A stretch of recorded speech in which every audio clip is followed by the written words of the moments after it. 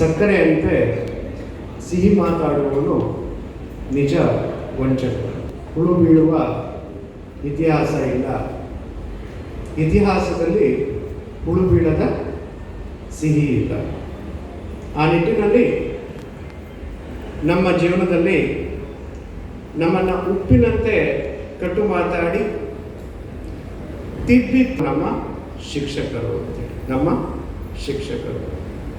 ಅದಕ್ಕೆ ಗುರು ಬ್ರಹ್ಮ ಗುರು ವಿಷ್ಣು ಗುರುದೇವೋ ಮಹೇಶ್ವರ ಗುರು ಸಾಕ್ಷಾತ್ ಪರಬ್ರಹ್ಮ ತಸ್ಮೈ ಶ್ರೀ ಗುರುವೇ ನಮಃ.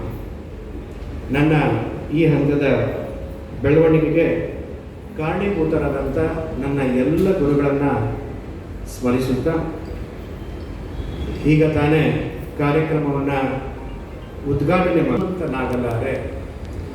ಸರಳ ಸಜ್ಜನಿಕೆಯ ನಿನ್ನೊಳು ತುಂಬಿದೊಡೆ, ಬದುಕಿಗೆ ಅದುವೇ ನಿಜವಾದ ಶ್ರೀಮಂತಿಕೆ. ಆ ರೀತಿಯಲ್ಲಿ ಹೃದಯ ಶ್ರೀಮಂತಿಕೆಯನ್ನು ಹೊತ್ತಂತಹ ನಿಮ್ಮೆಲ್ಲರ ಹಿರಿಯರು ಮತ್ತು ಆತ್ಮೀಯರಾದಂಥ ಶ್ರೀಯುತ ಆನಂದ್ ಸಿ ಕುಂದರ್ ಅವರು ಸತತ 3 ಬಾರಿ ಶಾಸಕರಾಗಿ ನಮ್ಮ ಹಿರಿಯ ನಾಯಕರಾದಂಥ ನಷ್ಟ.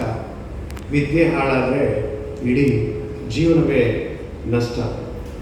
ಆ ರೀತಿ ಸಹಸ್ರಾರು ಮಕ್ಕಳಿಗೆ ವಿದ್ಯೆಯನ್ನು ದಾನ ಮಾಡಿದಂತಹ ವೇದಿಕೆ ಮೇಲಿರುವಂಥ ಎಲ್ಲ ಗುರುಗಳಿಗೆ ನಮಿಸುತ್ತಾ, ಅನ್ನದಾನಂ ಪರಂ ದಾನಂ ವಿದ್ಯಾದಾನಾಯ ಮತಃಪರಂ ಅನ್ಯೇನ ಕ್ಷಣಿಕಾತುದ್ವಿಹಿ ಯಾವ ದಿವಂಚ ವಿದ್ಯೆಯ ವಿದ್ಯಾ ದದಾತಿ ವಿನಯಂ ವಿನಯಾದ್ಯಾತಿ ಪಾತ್ರಾಪ್ತ ಧನಮಾಪ್ತಿ ಧನ ಧರ್ಮ ತತಃಸುಖಂ. ಆ ರೀತಿ ಲಕ್ಷಾಂತರ ಮಕ್ಕಳಿಗೆ ವಿದ್ಯೆಯನ್ನು ದಾನ ಮಾಡಿದಂತಹ ಇಲ್ಲಿ ನೆರೆದಿರುವಂಥ ಎಲ್ಲ ಆತ್ಮೀಯ ಶಿಕ್ಷಕರೇ, ಬಹಳ ನಾನು ವೈದ್ಯ, ಹಾಗಾಗಿ ಸುಮಾರು ಕಡೆ ಉಲ್ಲೇಖವನ್ನು ಮಾಡ್ತಾರೆ. ನೀವಿಲ್ಲ ಅಂದರೆ ನಾನು ಹೇಳಿದವ್ರ ಮೇಲಿನವರು ಯಾರೂ ಇಲ್ಲ, ಗೌರವ ಇದೆ. ಅದರಲ್ಲಿ ಪ್ರಥಮಿಕರು ಅಂದರೆ ಯಾರು ಅಂದರೆ ಅದು ಶಿಕ್ಷಕರು. ಇವತ್ತು 5ನೇ ತಾರೀಕು, ಸೆಪ್ಟೆಂಬರ್ 5ನೇ ತಾರೀಕು ನಮ್ಮ ಸರ್ವಪಲ್ಲಿ ರಾಧಾಕೃಷ್ಣನವರ ನೆನಪಾರ್ಥವಾಗಿ ಶಿಕ್ಷಕರ ದಿನಾಚರಣೆ ಆಚರಿಸ್ತೀವಿ. ಇದೇ ರೀತಿ ಶಿಕ್ಷಕರಾಗಿ ಬಹಳ ಉನ್ನತ ಮಟ್ಟಕ್ಕೆ ಹೋದಂಥ ಸಹಸ್ರಾರು ಮಂದಿಗಳನ್ನು ನಾವು ನೆನೆಸ್ಕೋಬೋದು. ಅಲ್ಲಿ ದಿಗ್ಗಜರ ಫೋಟೋವನ್ನು ಹಾಕಿದ್ದೀವಿ, ಸರ್ವಪಲ್ಲಿ ರಾಧಾಕೃಷ್ಣನ್. ಮತ್ತು ನಾವು ಹಿಂದೆ ಹೇಗಿತ್ತು ಶಿಕ್ಷಣ, ಈಗ ಹೇಗಿದೆ ಶಿಕ್ಷಣ, ಅದನ್ನು ಕೂಡ ಒಂದು ಅವಲೋಕನವನ್ನು ಮಾಡಿ ನಿಮ್ಮ ಸಮಸ್ಯೆಗಳು ಎಂದೂ ಬಗೆಹರಿಯದ ಶಿಕ್ಷಕರ ಸಮಸ್ಯೆಗಳ ಬಗ್ಗೆ ಒಂದೆರಡು ಮಾತು ಬೆಳಕು ಚೆಲ್ಲಿ, ನಂತರವಾಗಿ ನಿಮ್ಮ ಆರೋಗ್ಯದ ಬಗ್ಗೆ 2 ಮಾತಾಡಿ ನನ್ನ ಮಾತನ್ನು ಮುಗಿಸ್ತೇನೆ. ಅಷ್ಟು ಸಮಯ ನೀವು ಕೊಟ್ಟರೆ. ನಮ್ಮ ಆನಂದ್ ಸರ್ ಅವ್ರು ನೋಡ್ತಾ ಇದ್ದಾರೆ, ನಾನು ಹನ್ನೊಂದು ಬೀಟ ಅಂದರೆ ಎಲ್ಲರೂ ನನ್ನೇ ನೋಡ್ತಾ ಇದ್ದು ಏನು ಹೇಳ್ತಾ ಇದ್ದಾರೆ ಅಂತ.